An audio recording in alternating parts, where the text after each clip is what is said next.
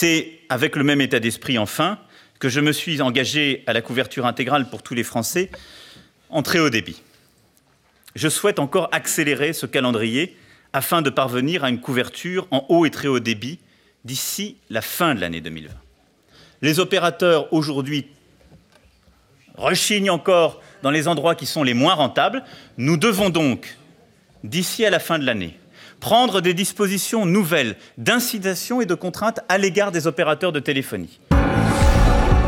Au Sénat.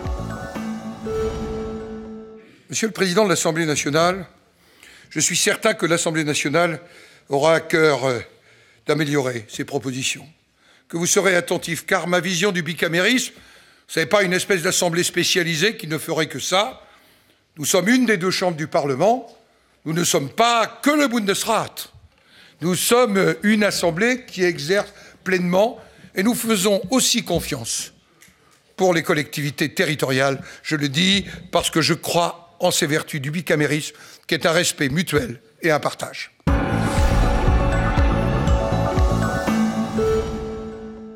Le général Pierre de Villiers sera reçu vendredi après-midi à l'Élysée. Il rencontrera le président de la République pour discuter de la polémique sur la baisse du budget de la défense.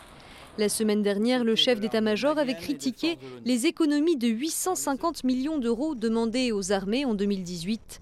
Le président de la République lui a reproché d'avoir porté le débat sur la place publique. Je pense qu'un militaire, c'est aussi que le rappel à l'ordre est nécessaire dans le management entre deux hommes qui vont discuter, ils vont se voir, ils vont échanger, ils prendront une décision ensemble. Emmanuel Macron lui a confirmé sa confiance en le prorogeant dans ses fonctions. Il faut qu'ils discutent, ils vont le faire. Entreprise. Après 6 mois de négociations, les pilotes d'Air France ont accepté la création d'une nouvelle filière low cost. Nommée Boost, elle desservira des vols moyens et long courriers à prix réduit. Les pilotes qui voleront pour cette nouvelle compagnie seront des volontaires payés au même salaire que sur les vols Air France. Le personnel de bord sera en revanche recruté à un salaire inférieur. La compagnie Boost devrait lancer ses premiers vols moyens courriers à l'automne prochain. Environnement.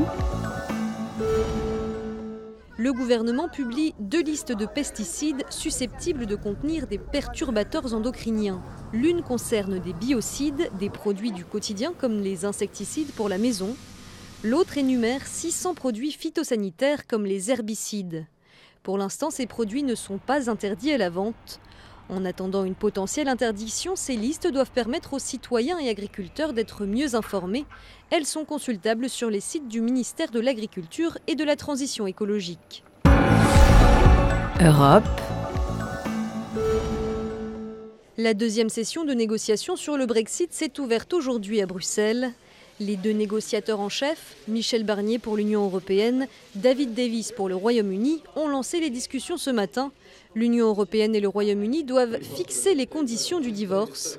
Principal point d'achoppement, la facture pour les Britanniques, toujours tenue par les engagements financiers pris avant le référendum du Brexit. Les discussions se poursuivront jusqu'à jeudi. D'autres sessions suivront. Il reste 15 mois aux 2 parties pour se mettre d'accord.